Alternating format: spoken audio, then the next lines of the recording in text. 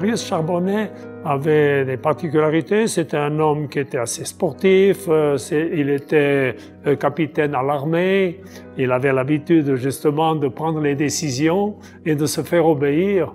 Et si bien que ça a donné quelques grains au sein de la population parce que Marius Charbonnet se sentait le droit d'avoir l'église dont il rêvait. Mais j'étais le seul du conseil qui osait dire quelque chose au curé. Il était très autoritaire et moi je n'étais pas obéissant. Walter Ferderer, il venait assez souvent. D'ailleurs, oui, il a dirigé le chantier bien passablement lui-même et plusieurs fois je l'ai appelé aussi pour qu'il vienne, puisque j'étais président de la commune. Eh bien, on n'était pas forcément toujours du même avis à l'intérieur, pour les décorations, etc. Alors, et chaque fois, il a été disponible, et puis on discutait, et puis on finissait par s'entendre. Moi, je voulais de la décoration, j'y tenais, alors que l'architecte, lui, était plutôt de l'avis d'avoir directement le béton. Alors on a eu quelques discussions et effectivement, j'ai fini par obtenir d'abord d'avoir le chemin de croix tout autour de l'église, lui n'en voulait pas, et ensuite, autour, les panneaux qui se trouvent là-haut pour absorber les bruits, eh bien, j'ai demandé qu'on puisse mettre des peintures qu'on avait et elles se trouvent mises aussi. De même avec les statues qui sont par là, il n'était pas prévu qu'elles viennent dans cette église. Tant l'évêque que le curé craignaient un peu le discours que j'avais préparé en sortant de la bénédiction de l'église. J'ai dit au public tel que je voyais les choses et effectivement, non seulement le curé, mais aussi l'évêque, se sont les deux approchés de moi en me félicitant.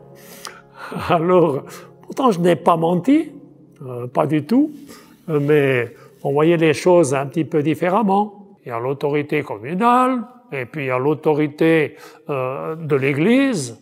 Alors, il faut quand même laisser une juste place un peu à tous les deux. Pour avoir participé à démolir l'ancienne église et puis vu reconstruire cette église, ce qui était merveilleux, que c'était des gens d'ici. Et ils ont osé donner à construire cette église à des petits entrepreneurs. Ils n'ont pas été cherchés ailleurs. Ils ont pris les gens d'ici, leur ont fait confiance. Moi, j'avais pris ce travail-là comme ça, sans trop m'inquiéter de la réalisation. Et puis j'ai dû faire un projet d'un chandelier, d'un bougeoir là derrière. Là. Et puis moi, j'avais coupé des tôles avec une cisaille. Et puis les angles étaient légèrement arrondis. Et je me rappelle trop, c'est M. Yetziner qui était là. Il m'a dit ça, on ne peut pas tolérer. Je veux des tôles sciées, ensuite soudées, poncées. Enfin, c'était un travail très compliqué. Puis on a dû concevoir la porte du tabernacle qui est presque un chef-d'œuvre de la construction. Un chef-d'œuvre amovible. Amovible, oui. On montait périodiquement, au fur et à mesure que les décoffrages étaient faits et puis que l'étage était prêt. Nous, on terminait très souvent. Et c'était un peu un inconvénient parce qu'il fallait chaque fois déplacer les ouvriers, le matériel et tout ça. On ne pouvait pas avoir un local ici où on était. Non, c'était vraiment des petites étapes. Ça durait 2 heures, 3 heures de temps par jour. Donc il fallait avoir une certaine disponibilité pour ne pas bloquer les travaux. Et le béton a été fait par un monsieur, Cyril Bourdin, au bas de l'église, là. Mais le béton ne venait pas de Sion. Et puis, ce n'était pas un béton fluidifié, c'était un béton qui était fait sur place. Parce qu'un jour, ils employaient 3 mètres cubes, et puis un autre jour, 30. Et ce qui est merveilleux, vous voyez, c'est le béton rendu avec des lames. Chaque lame a été posée, chaque petit truc a été fait à la scie circulaire par 2 messieurs, Friquet, Sierro et François Genollet à la circulaire, et puis des maçons qui mettaient en place des coffreurs.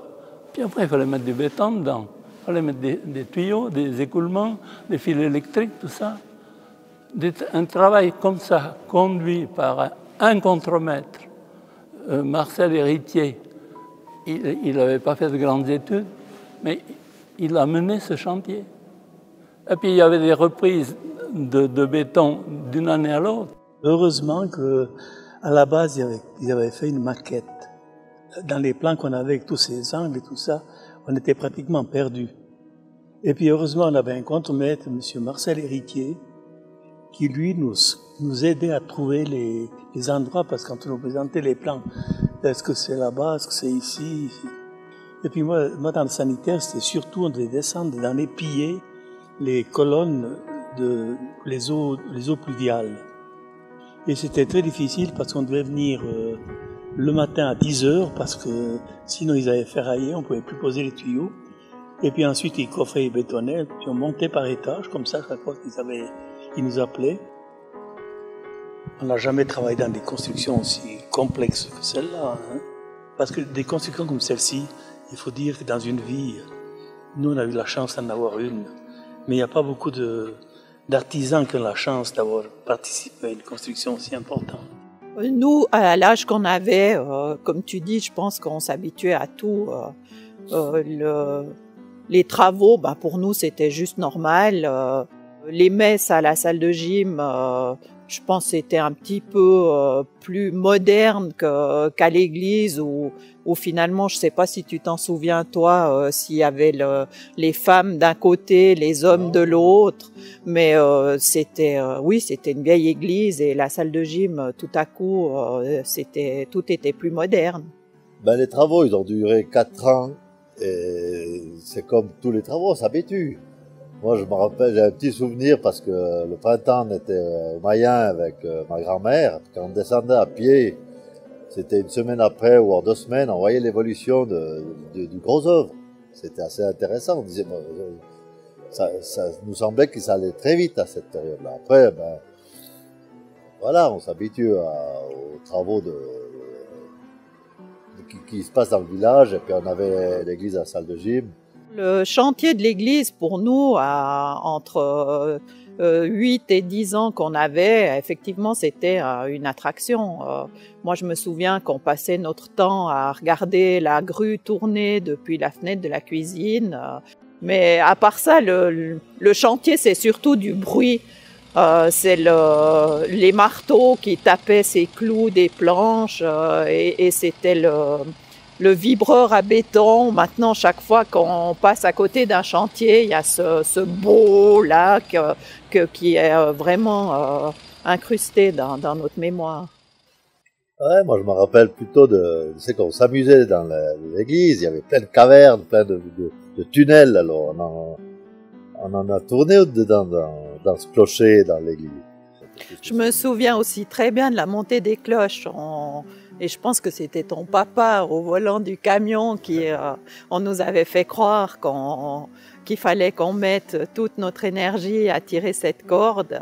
Et puis, il me semble qu'à l'école, on nous avait aussi expliqué la fabrication des cloches. Donc, on avait appris qu'il y avait une usine quelque part en Suisse allemande qui fabriquait ces cloches. Et puis, c'était tout un sujet avec les notes de musique, avec la grandeur, le poids. Chaque cloche est dédiée à un saint ou une sainte. Je sais plus trop, mais ça, c'était quelque chose. Après, je me souviens de la pose de la première pierre. Je ne sais pas si tu te souviens, il me semble qu'on avait dû faire quelque chose, un dessin à l'école où on avait mis tout ça dans une boîte pour... c'est un peu flou, mais... Ouais, c'est juste dû faire quelque chose. Il me semble. Dans une boîte. Et puis elle sera toujours là, la boîte. Bien sûr.